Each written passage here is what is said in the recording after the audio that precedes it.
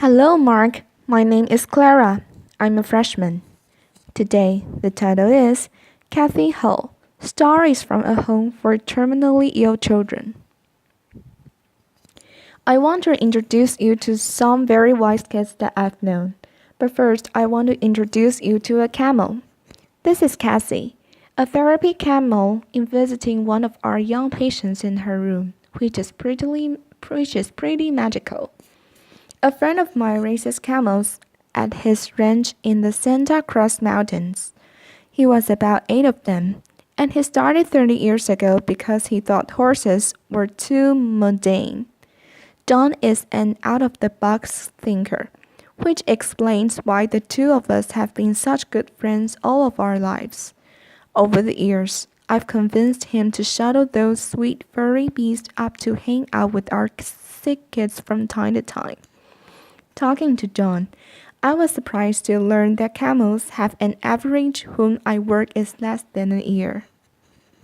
This is a picture of the George Mark Children's House, the first pediatric palliative respite care center to open in the United States. I founded it in 2004.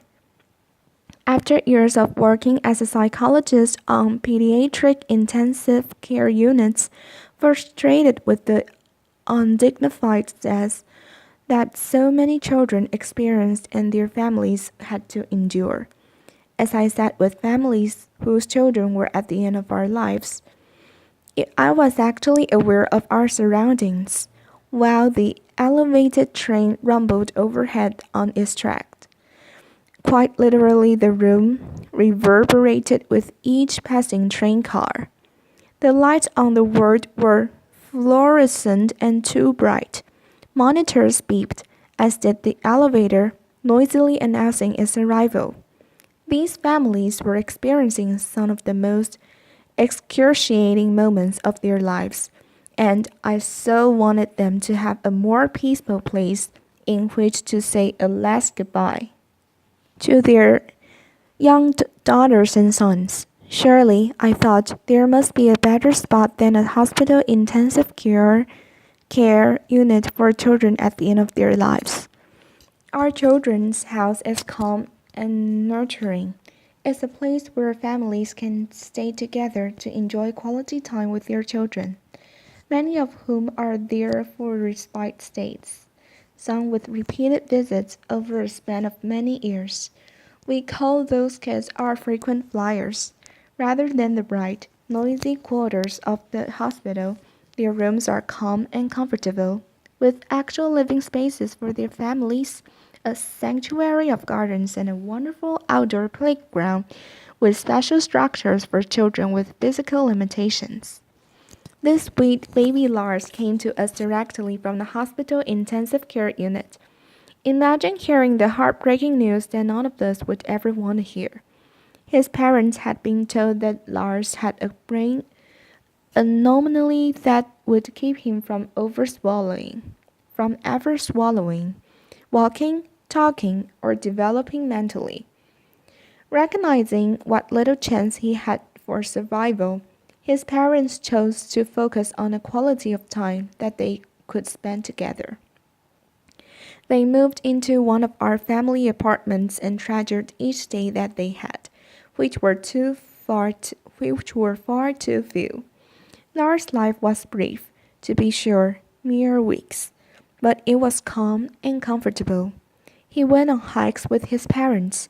This time that he spent in the pool with a aquatic therapist let lessen the seizures he was experiencing and helped him to sleep at night.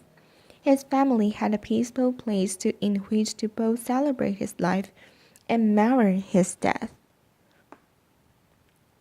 It has been 5 years since Lars was with us, and in that time, his family has welcomed a daughter and another son.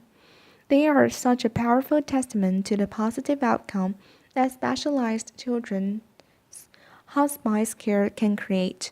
Their baby's physical discomfort was well managed, giving all of them the gift of time to be together in a beautiful place. I'm going to talk to you now about the elephant rather than the camel in the room. Very few people want to talk about death, and even fear about children's death. Loss of a child, especially for those of us who have our own children, is frightening. More than frightening, paralyzing, de- debilitating, impossible. But what I've learned is this: children don't stop dying just because we, the adults, can't comprehend the injustice of losing them. And what's more, if we can be brave enough to face the possibility of death, even among the most innocent, we gain an unparalleled kind of wisdom. Take Crystal, for example. She was one of the first children to come for care after we opened our doors. She was 9 when she arrived, and her neurologist expected that she might live another 2 weeks. She had an inoperable brain tumor, and her decline had already accelerated in a week before she came to us. After settling into her room, dressed entirely in pink and lavender, surrounded by the Hello Kitty's accessories that she loved, she spent the next several days winning over the hearts of every staff member. Bit by bit, her condition stabilized, and then, to our astonishment, she actually improved. There were a variety of facts that contributed to Crystal's improvement, which we later came to call the George Mark bump, a lovely, not uncommon phenomenon where children outlive the prognosis of their illnesses if they're outside of the hospital. The calmer atmosphere of her surroundings, tasty meals that were fixed often to accommodate her requests, the resident pets, the therapy dog and rabbit spent lots of cozy time with Crystal. After she had been with us for about a week, she called her grandmother, and she said, "Gee, I'm staying in a great big house, and there's room for you to come too. And guess what? You don't have to bring any quarters because the washer and dryer are free." Laughter. Crystal's grandmother soon arrived from out of the town, and they spent the remaining 4 months of Crystal's life enjoying very special days together. Some days were special because Crystal was outside in her wheelchair sitting by the fountain. For a little girl who had spent most of their year earlier in a hospital bed, being outside counting hummingbirds made for an amazing time with her grandma and lots of laughter. Other days were special because of the activities that our child life specialists created for her. Crystal strung beads and made jewelry for everybody in the house. She painted a pumpkin to help decorate for Halloween. She spent many excited days planning her 10th birthday, which of course none of us thought she would ever see. All of us wore pink bows for the occasion, and Crystal, as you can see, queen for a day, wore a sparkly tiara. One hot morning, I arrived at work and Crystal and her partner in crime, Charlie, greeted me. With some help, they had to set up a lemonade and cookie stand outside the front door, a very strategic location. I asked Crystal the price of the cookie that I had selected, and she said $3. Laughter. I said that seemed a bit high for one cookie. Laughter. It was no small, I know, she acknowledged with a grin, but I'm worth it. And therein lie the words of wisdom of a young girl whose brief life forever impacted mine. Crystal was worth it, and shouldn't every child whose life is shortened by a horrific illness be worth it? Together, all of us today can offer that some specialized care that Crystal received by recognizing that children's respite and hospice care is a critical component missing from our healthcare landscape. It's also interesting to note that we are able to provide this care at about one-third of the cost of the hospital intensive care unit, and our families don't see a bill. We are ever grateful to the supporters who believe in this important work that we are doing. The truth is that my colleagues and I and the parents and other family members who get to experience this special wisdom are in a unique position. There are two freestanding pediatric hospices in the United States, although I'm happy to report that based on our model, there are 18 others under various stages of development. Applause. Still, most of the children who die in the United States every year die in hospital rooms, surrounded by beeping machines and anxious, exhausted adults who have no other options to say goodbye under those harsh institutional lights and among virtual strangers. For comparison's sake, the United Kingdom, which is a country with about one-fifth the population of the United States and about half the size of the state of California, have 54 hospice and respite centers. Why is that? I've asked myself that question obviously many times. My best guess is that Americans, with our positive can do attitude, hold the expectation that our medical care system can fix it, even though it may be a childhood illness for which there is no cure.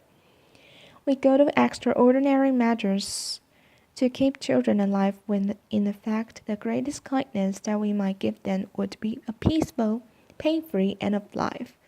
The transition from care to care remains a challenging one for many hospital physicians whose training has really been about saving lives, not about gently guiding the patients to the end of life. The death of a sweet baby for whom we cared at the end of her life certainly captured this dichotomy when he reflected that there are a lot of people to help you bring an infant into the world, but very few to help you usher a baby out. So, what is the magic ingredient at George Mark? The complex medical diagnoses that bring out our young patients to us mean that their lives have often been restricted. Some to a hospital bed for long periods of time, others to wheelchairs, still others to intensive courses of chemotherapy or rehab. We make a practice of ignoring those limitations. Our default answer is yes, and our default answer is why not? That's why we took a young boy who wasn't going to live for another baseball season to Game 5 of the World Series. That's why we have a talent show put on by the staff and kids for family and friends. Who wouldn't be enchanted by a young boy playing a piano piece with his feet? Because his arms are atrophied? That's why we have a prom every year. It's pretty magical. We started the prom after hearing a dad lament that he would never pin a boutonniere on his son's tuxedo lapel.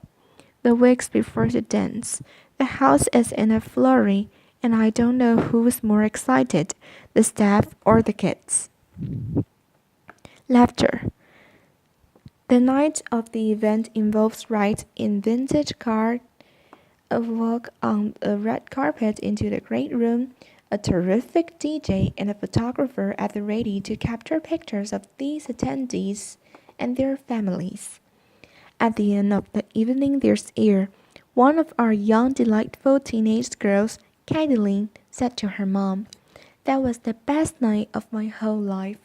And that's just the point. To capture the best days and nights, to abolish limitations, to have your default answer be yes, and your default answer be why not. Ultimately, life is too short, whether we live to be 85 years or just 8.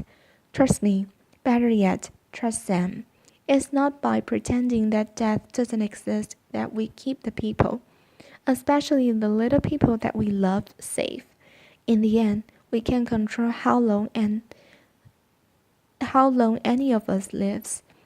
What we can control is how we spend our days, the spaces we create, the meaning and joy that we make. We cannot change the outcome, but we can change the journey. Is it time to recognize that children deserve nothing less than less than our most uncompromising bravery and our wildest imagination. Thank you. Applause.